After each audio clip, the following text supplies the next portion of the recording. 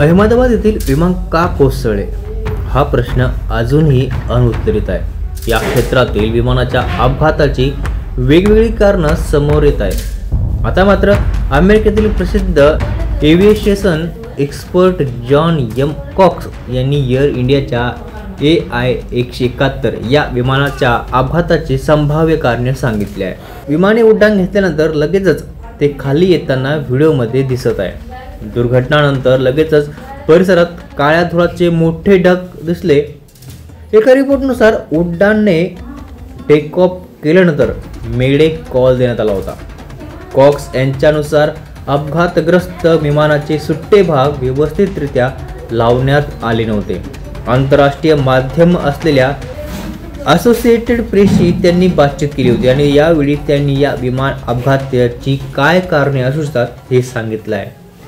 COX यांनी सांगितल्यानुसार विमान चांगल्या पद्धतीने टेक ऑफ घेऊ शकले नाही, त्यामुळेच त्याचा अपघात झाला। कॉक्स हे वॉशिंग्टन सिटी येथील सेफ्टी ऑपरेटिंग सिस्टीमचे CEO आहेत। विमान ज्यावेळी उड्डाण घेत होते त्यावेळी त्याचे स्लाइड्स आणि फ्लॉप हे भाग योग्य स्थितीत नव्हते असं कॉक्स यांनी सांगितलं। तसेच ज्यावेळी विमान टेक ऑफ घेत होतं तेव्हा त्याचा पुढचा भाग वर होता, नंतर मात्र हे विमान खाली कोसळायला लागलं, म्हणजेच हे विमान टेक ऑफच्या वेळी पुरेशा प्रमाणात वर जाऊ शकलं नाही असंही कॉक्स यांनी सांगितलं। स्लॅट्स आणि फ्लॅप ज्या स्थितीत हवेत त्या स्थितीत नव्हते असंही त्यांनी म्हटलं आहे। दरम्यान या विमानाच्या अपघाताची वेगवेगळी कारणं सांगितली जात असली तरी या विमानाचा ब्लॅक बॉक्स सापडल्यानंतर अपघाताचे नेमके काय कारण असू शकते हे समजू शकणार आहे। मिळालेल्या माहितीनुसार हे विमान अहमदाबादमधून लंडनला जात होते। अहमदाबाद विमानतळावरून उड्डाण केल्यानंतर अवघ्या काही सेकंदातच मेघानी नगरजवळ हे कोसळले। अहमदाबादमध्ये अपघात झालेले विमान फक्त 11.5 वर्ष जुने होते। फुटेजवरून असं दिसतं की उड्डाणाच्या वेळेस कोणत्याही अडचणीशिवाय झालं होतं। विमान नियंत्रित पद्धतीने खाली उतरलं। वैमानिकाने मिड डे कॉल केला होता, ज्याचा अर्थ एक संकटमय स्थिती होती। ज्यावेळी ही घटना घडली होती त्यावेळी 50 ते 60 विद्यार्थी डॉक्टर वसतिगृहात होते। यातील बहुतांश वसतिगृहाच्या मेसमध्ये जेवण करत होते।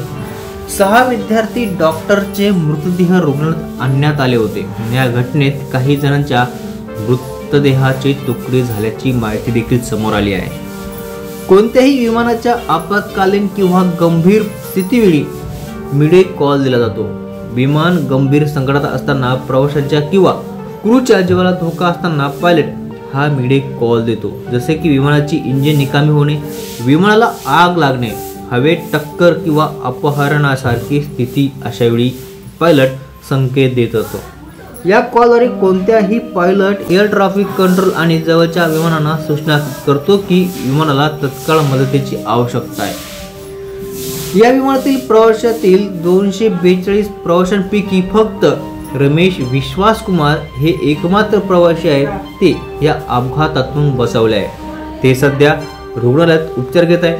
केंद्रीय गृहमंत्री अमित शहा यांनी त्यांची भेट घेऊन त्यांच्या प्रकृतीविषयी विचारपूस देखील केली। रमेश विश्वास कुमार हे ब्रिटिश नागरिक आहे। या अपघातातील मृतांची ओळख पटवण्यासाठी आता गुजरात सरकारने प्रवाशांच्या कुटुंबाला DNA नमुने देण्याचे आवाहन केले आहे। परंतु याच विमानाने जाणारी एक महिला हे विमान 10 मिनिटांनी मिस झाले आणि तिचे प्राण वाचले। ही ट्रॅफिक ज्यामुळे वेळेत बोर्डिंगसाठी पोहोचू शकले नाही, अखेर त्यामुळे तिचा जीवही वाचला। 1988 मध्ये अहमदाबाद विमानतळावर असाच एक अपघात झाला होता। त्यानंतर मुंबईहून अहमदाबादला येणारे इंडियन एअरलाइनचे विमान विमानतळाजवळ कोसळले आणि या घटनेत देखील 133 जणांचा जीव गमावा लागला होता।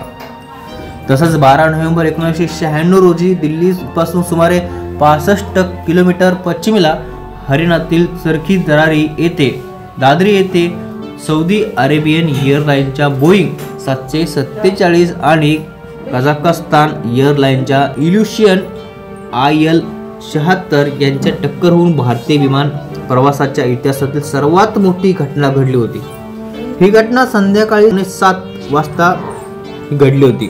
दोन्ही विमाने हवेतच एकमेकांवर आदळली आणि या 2 विमानामधील सर्वच प्रवाशांचा म्हणजे 349 जणांचा मृत्यू झाला होता।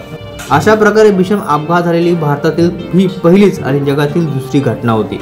आता या अहमदाबादमध्ये झालेल्या विमान दुर्घटनेमध्ये टाटा ग्रुपने जाहीर केले की या दुर्घटनेत जीव गमावलेल्या प्रत्येक व्यक्तीच्या कुटुंबाला टाटा ग्रुप 1 कोटी रुपये मदत करेल। जखमींना वैद्यकीय खर्चही भरून देऊ अशी त्यांनी ग्वाही दिली आहे। मित्रांनो, तुम्हाला काय वाटतं या विमान घटनेचं नेमकं काय कारण असू शकतं? नक्की कमेंट करून सांगा आणि असेच माहितीपूर्ण व्हिडिओ बघण्यासाठी चॅनल नक्की सबस्क्राईब करा। धन्यवाद।